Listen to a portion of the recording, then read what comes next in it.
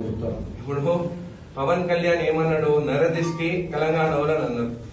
నిలబడేటోళ్ళకి సిగ్గుండాలి. తెలంగాణ ప్రజలని మనని అందరినీ నరదిష్టి, మన కన్ను మంచి కాదన్న ఆయన పార్టీ నుంచి నిలబడ్డారంటే మీరు అర్థం చేసుకొని. అయినా కానీ ఆయన ఒక యాక్టర్.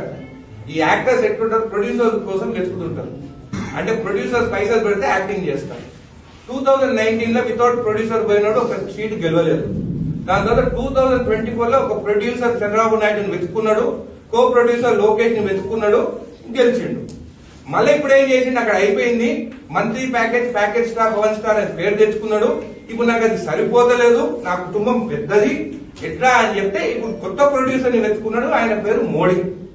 ఆ మోడీ ప్రొడక్షన్ లో ఇప్పుడు తెలంగాణకు రావాలని అనుకుంటున్నారు.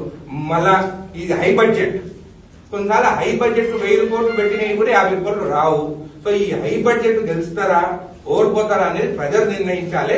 ముందు ఆ ఈగో ఇంకా అడ్డం పెట్టుకుంటున్నా అర్థం. నేను కూడా ఆయన ఫ్యాన్, చిరంజీవి మూవీ చూస్తాను, బాలకృష్ణ మూవీని చూస్తాను. ఏ మూవీ బాగుంటే ఆ మూవీ చూస్తాం.